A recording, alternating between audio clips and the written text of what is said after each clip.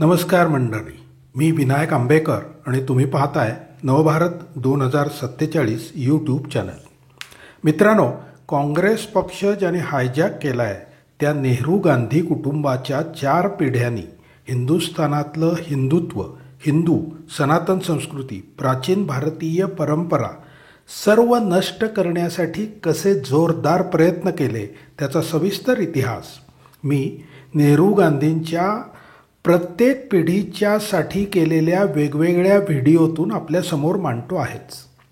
मात्र नेहरू गांधी कुटुंबाबाबत हे माझं एकट्याचं मत नाही. सुप्रीम कोर्टाचे प्रख्यात वकील अश्विनी कुमार उपाध्याय यांचा व्हिडिओ मी आज आपल्यासाठी घेऊन आलो आहे.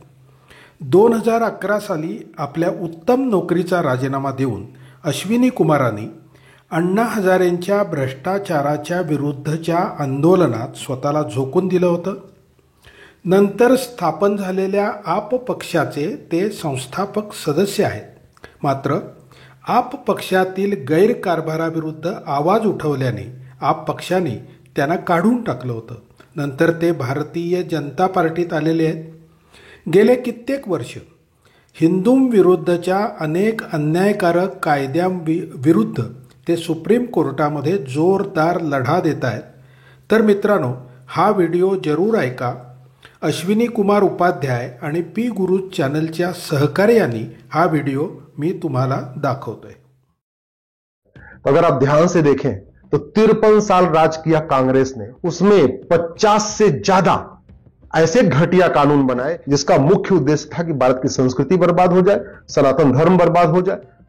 मेरा आपसे निवेदन है, आंख बंद करके वोट मत करिए. आपको ड्राइवर अच्छा चाहिए, आपको सिक्योरिटी गार्ड अच्छा चाहिए, आपको धोबी अच्छा चाहिए, आपको नाई अच्छा चाहिए, आपको मोची अच्छा चाहिए, आपको डॉक्टर अच्छा चाहिए, आपको टीचर अच्छा चाहिए, तो देश के लिए उसी तरीके से अच्छा नेता भी चुनिए, अच्छा सांसद चुनिए, अच्छा विधायक चुनिए. वोट आंख बंद करके मत दीजिए, सोच समझ कर वोट करिए और पुराने इतिहास को समझ लीजिए. भारत में कुल 55 साल कांग्रेस ने राज किया है. 55 साल में से 2 साल अगर शास्त्री जी को निकाल दीजिए तो 53 साल नेहरू परिवार ने राज किया. और क्या क्या किया नेहरू जी ने? भारत का जब विभाजन हुआ था उस समय सब लोग, ज्यादातर लोग, चाहे वो बाबा साहब अंबेडकर हो, चाहे सरदार पटेल हो, चाहे वो श्यामा प्रसाद मुखर्जी हो, सब लोग यही कह रहे थे जब रिलीजन के आधार पर विभाजन हो रहा है तो ठीक है, जो पाक है उनको पाकिस्तान भेज दीजिए, लेकिन वहां के सारे नापाक यहां बुला लीजिए. हिंदुस्तान सारे नापाक लोगों का होगा और पाकिस्तान सारे पाक का होगा. जब पाक नापाक के आधार पर विभाजन हो रहा है तो पूरी तरीके से विभाजन करिए. लेकिन नहीं, नेहरू जी ने वो नहीं मानी, गांधी जी के ऊपर दबाव बनाया और उसका नतीजा हम आज भी भुगत रहे. 15 कांग्रेस की उस समय कमेटीज थी, उसमें से 12 ने कहा कि सरदार पटेल को प्रधानमंत्री बनाना चाहिए. 3 ने अपना जवाब भी नहीं भेजा, यानी 3 ने नोटा दबा दिया. नेहरू जी के पक्ष में एक भी वोट नहीं, लेकिन जिद करके प्रधानमंत्री कौन बन गए? नेहरू जी. भारत में 1894 में लैंड एक्विजिशन एक्ट बन गया था. अंग्रेजों ने पूरे देश की जमीन मिशनरीज को बांट दिया था. मुस्लिम्स को जमीन नहीं मिली थी. हालांकि उसके पहले मुगलों के समय में सारी जमीनें मुस्लिम्स को मिल चुकी थी. लेकिन फिर 1954 में वक्फ एक्ट बना के नेहरू जी ने वक्फ बोर्ड गठित कर दिया. गुलामी की जो चिकित्सा व्यवस्था है उसको मजबूत किया और भारत की चिकित्सा व्यवस्था को बर्बाद करने के लिए कानून किसने बनाया? 1954 में नेहरू जी ने. गुलामी की शिक्षा जो मुगलों के समय से मदरसे चल रहे थे, अंग्रेजों के समय से मिशनरी स्कूल्स चल रहे थे, उसको किसने आगे बढ़ाया? नेहरू जी ने. संस्कृत राष्ट्रभाषा बननी थी. डॉक्टर अंबेडकर ने संस्कृत को राष्ट्रभाषा बनाने के लिए प्रस्ताव भी पास किया. उनका प्रस्ताव फेल किसने कराया? नेहरू जी ने. भारत के संविधान में भगवान राम के, कृष्ण के चित्र थे, नटराज के चित्र थे, गौतम बुद्ध के चित्र थे, भगवान महावीर के चित्र थे, हनुमान जी का चित्र था, शिवाजी महाराज का चित्र था, सबके चित्र थे. किसने हटवा दिया? नेहरू जी ने. श्यामा प्रसाद मुखर्जी को इस्तीफा देने के लिए मजबूर किया. बाद में कश्मीर में जेल में डाल दिया. उसके बाद उनका मृत शरीर बाहर आया. कुछ लोग ये भी कहते हैं कि डॉक्टर श्यामा प्रसाद मुखर्जी को स्लो पॉइजन दिया गया. डॉक्टर अंबेडकर को चुनाव हरवा दिया और बाद में इस्तीफा देने के लिए मजबूर कर दिया. कुछ लोग ये भी कहते हैं डॉक्टर अंबेडकर को भी स्लो पॉइजन दिया गया. दीनदयाल उपाध्याय जी की डेड बॉडी उत्तर प्रदेश के मुगल सराय में मिली थी, वो आप सबको पता ही है. संविधान का आर्टिकल 13 कहता है सारी कुरीतियां खत्म करना है, सारी कुप्रथाएं खत्म करना है. कभी नेहरू जी ने उस पर संसद में चर्चा ही नहीं किया। इसलिए जितनी विदेशी कुरीतियां मुगलों के समय से चल रही थी वो यथावत चलती रही। अंग्रेजों का जो कानून चल रहा था उसमें एक भी कानून खत्म करने के लिए कोई प्रयास नहीं किया। गुलामी की प्रशासनिक व्यवस्था बदलने के लिए कोई प्रयास नहीं किया। गुलामी की व्यापार व्यवस्था बदलने के लिए कोई प्रयास नहीं किया। गुलामी की नागरिक व्यवस्था बदलने के लिए कोई प्रयास नहीं किया। भारत में गुलामी की पुलिस व्यवस्था बदलने के लिए कभी भी नेहरू परिवार ने प्रयास नहीं किया। गुलामी की कर व्यवस्था बदलने के लिए नेहरू परिवार ने कभी प्रयास नहीं किया। हां, यह किया कि चीन को, भारत की जो परमानेंट मेंबरशिप चीन को, भारत को मिल रही थी, उसको चीन को दे दिया। चीन को जमीन भी दान दे दिया, लंका को भी जमीन दान में दे दिया, वर्मा को भी जमीन दान में दे दिया, पाकिस्तान को भी जमीन दान में दे दिया। अपना नाम ऊपर करने के लिए जमीन दान करते रहे भारत की।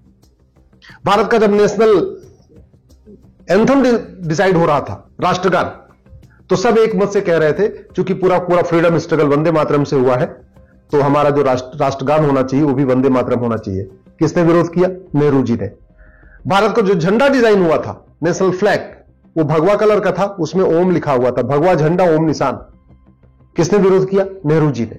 दूसरा झंडा डिजाइन हुआ, भगवा रंग का झंडा, उसमें वंदे मातरम। किसने विरोध किया? नेहरू जी ने। जब देश के नाम की बात आई तो हुआ भाई भारत है तो भारतीय होना चाहिए, लेकिन India that is Bharat, Bharat का नाम इंडिया भी रखवा दिया। किसने? नेहरू जी ने।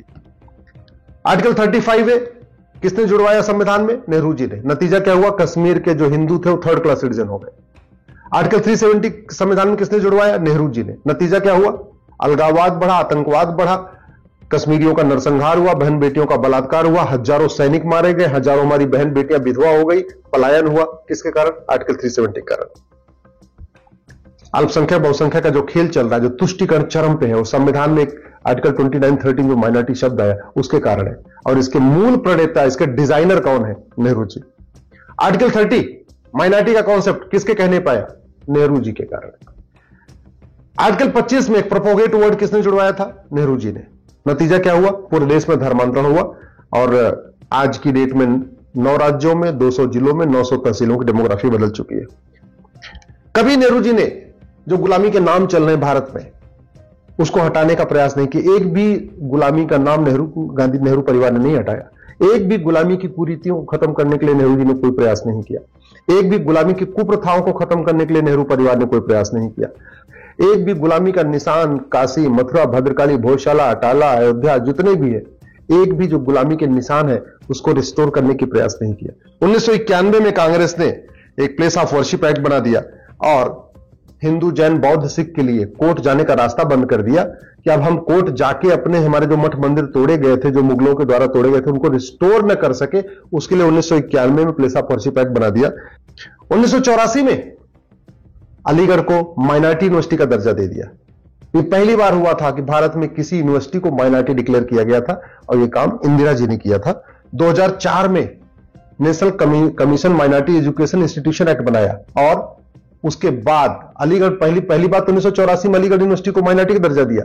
फिर 2004 में बाकायदा एक कानून बनाया और पूरे देश की यूनिवर्सिटीज को माइनॉरिटी यूनिवर्सिटी घोषित करना शुरू किया और जामिया भी उसी कानून के अंतर्गत हुई है। 2012 में राइट टू एजुकेशन एक्ट को बदला, मदरसों को राइट टू एजुकेशन एक्ट के दायरे से बाहर निकाल दिया। इसका मतलब ये हुआ कि जो शिक्षा अधिकारी है, एजुकेशन ऑफिसर्स होते हैं, वो जाके ये ना देख पाए मदरसों का सिलेबस क्या है, मदरसों का करिकुलम क्या है, कि मदरसों में क्या पढ़ाया जाता है, मदरसों में कौन पढ़ा रहा है। इसके लिए 2012 में बाकायदा मनमोहन सिंह जी की सरकार ने, या सोनिया गांधी जी उसको सरकार कह लीजिए, उन्होंने राइट टू एजुकेशन एक्ट को ही बदल दिया।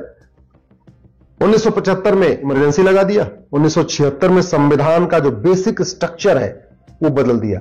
जो संविधान का प्रियम्बल है ना, उसको संविधान का बेसिक स्ट्रक्चर कहते हैं। लेकिन 1976 में इमरजेंसी के दौरान जब लोकसभा का टेन्योर पूरा हो गया था, तो संविधान का बेसिक स्ट्रक्चर, जिसको प्रियम्बल कहते हैं, उसमें बदलाव कर दिया, उसमें 2-3 नए शब्द जोड़ दिए।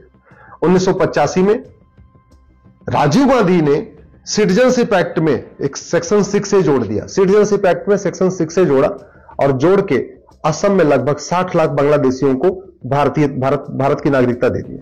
हिंदुओं को आपस में बांटने के लिए, हिंदू, जैन, बौद्ध, सिख को आपस में बांटने के लिए और मुस्लिम और क्रिश्चियंस को विशेष फायदा पहुंचाने के लिए 1992 में माइनॉरिटी कमीशन एक्ट बना दिया।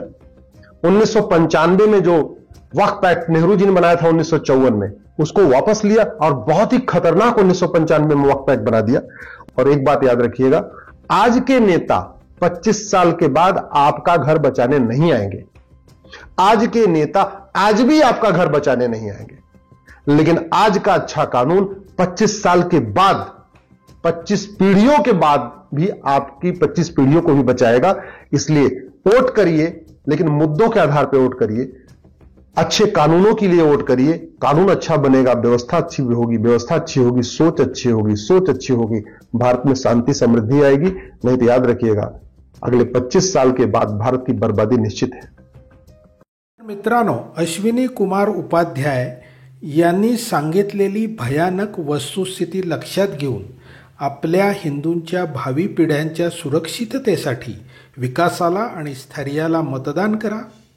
अबकी बार 400 पार या घोषणेमागचा गर्भित अर्थ लक्षात घेऊन प्रयत्नपूर्वक ती सत्यात उतरवा ही विनंती।